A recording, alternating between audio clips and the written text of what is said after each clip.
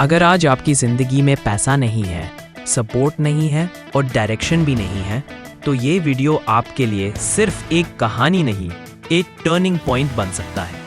क्योंकि आज मैं आपको एक ऐसे इंसान की कहानी सुनाने वाला हूँ जिसकी जेब में कभी एक भी पैसा नहीं था, जो विदेश में मजदूरी करता था और जिसने आगे चलकर भारत का सबसे बड़ा बिजनेस साम्राज्य खड़ा किया। लेकिन एक शर्त है दोस्त, अगर आपने ये वीडियो बीच में छोड़ दिया तो आप सिर्फ सफलता की कहानी सुनेंगे, और अगर आपने अंत तक देखा तो आप समझेंगे सफलता बनती कैसे है। तो चलिए शुरू करते हैं।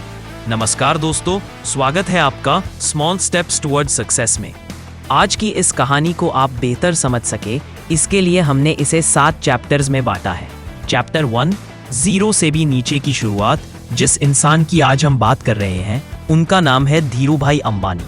लेकिन जिस रिलायंस, अरबों की नेटवर्थ और पावर को आप जानते हैं, वो सब काफी बाद की कहानी है। असलियत ये है कि धीरूभाई का जन्म एक छोटे से गांव में हुआ, जहां उनके पिता एक साधारण स्कूल टीचर थे। घर की आर्थिक स्थिति ऐसी थी कि सपने देखना भी एक लग्जरी माना जाता था। 18 साल की उम्र में धीरूभाई यमन चले गए। पेट्रोल पंप पर नौकरी, दिन भर खड़े रहना और महीने के अंत में बस इतना पैसा कि जीवन चल सके। सोचिए जरा, एक विदेशी देश, कोई पहचान नहीं, कोई सहारा नहीं, और फिर भी अंदर से एक आवाज आती है, मैं इससे बेहतर कर सकता हूँ। यही वो पल होता है दोस्त, जहां इंसान या तो टूट जाता है या बनना शुरू करता है। चैप्टर 2, पहला झटका और पहला सबक। यमन में काम करते हुए धीरूभाई ने एक बात नोटिस की, जो लोग अमीर हैं वो ज्यादा मेहनत नहीं करते, वो अलग तरह से सोचते हैं। वो ग्राहकों को देखते, कीमतों का खेल समझते, स्व प्रॉफिट और नेगोशिएशन सीखते।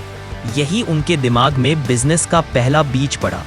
लेकिन असली झटका तब लगा जब भारत लौटकर उन्होंने एक छोटा सा ट्रेडिंग बिजनेस शुरू किया, और पहले ही साल नुकसान हो गया। पैसा खत्म, उधार बढ़ता गया और समाज के ताने शुरू। विदेश गया था, अब देखो हालत। यहीं अधिकतर लोग हार मान लेते हैं। लेकिन धीरूभाई ने यहाँ वो फैसला लिया जो पूरी कहानी की दिशा बदल देता है। चैप्टर 3, वो फैसला जिसने दिशा बदल दी। धीरूभाई को ये साफ समझ आ गया था, छोटा सोचोगे तो छोटे ही रह जाओगे। उन्होंने सिर्फ व्यापार नहीं, एक विजन बनाना शुरू किया। उन्होंने टेक्सटाइल इंडस्ट्री में कदम रखा और लॉन्च किया विमल ब्रांड। पैसा उनके पास नहीं था, लेकिन उनके पास था लोगों को जोड़ने की कला। उन्होंने इन्वेस्टर्स को सपना दिखाया, एम्प्लॉइज को ओनरशिप की फीलिंग दी और कस्टमर्स को भरोसेमंद क्वालिटी। लेकिन सवाल ये है, क्या सिर्फ सपना दिखाने से इतना बड़ा साम्राज्य बन जाता है? चैप्टर 4, जब सब खत्म लगता है।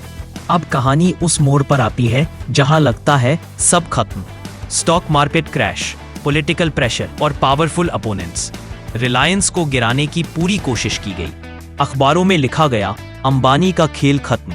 यहाँ तक कि करीबी लोग भी डर गए। कुछ सेकंड के लिए सबको लगा यही कहानी खत्म हो गई। लेकिन यही वो पल था दोस्त, जहां साधारण कहानी नहीं, इतिहास लिखा जाता है। चैप्टर 5, असली टर्निंग पॉइंट। धीरूभाई ने एक ऐसा कदम उठाया जो उस समय कोई सोच भी नहीं सकता था। उन्होंने आम आदमी को स्टॉक मार्केट से जोड़ा।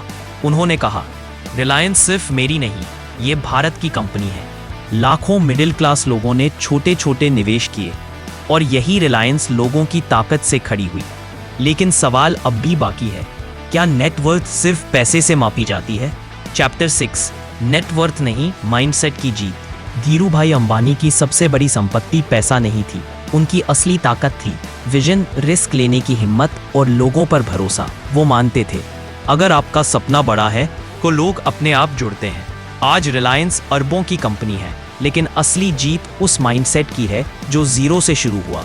चैप्टर 7, आपकी जिंदगी के लिए एक्शन प्लान। अगर आप इस वीडियो से सिर्फ 3 बातें याद रखें। पहली, आपकी वर्तमान हालत आपकी पहचान नहीं है। दूसरी, जीरो रिसोर्सेज भी एक वैलिड शुरुआत होती है। और तीसरी, कंसिस्टेंसी मोटिवेशन से ज्यादा शक्तिशाली है। आज ही एक छोटा कदम लिखिए, एक स्किल, एक आइडिया या एक हैबिट, क्योंकि स्मॉल स्टेप्स ही बड़ी सफलता की नींव होते हैं। अगर ये कहानी आपको कहीं अंदर तक छू गई हो तो इस वीडियो को लाइक कीजिए, चैनल को सब्सक्राइब कीजिए और इसे उस इंसान के साथ शेयर कीजिए जो आज खुद को जीरो समझ रहा है। अगले वीडियो में मैं आपको सुनाने वाला हूँ एक ऐसे इंसान की कहानी जिसने 40 साल की उम्र में सब कुछ खो दिया और 60 में करोड़पति बन गया। वो कहानी और भी ज्यादा पावरफुल है। धन्यवाद।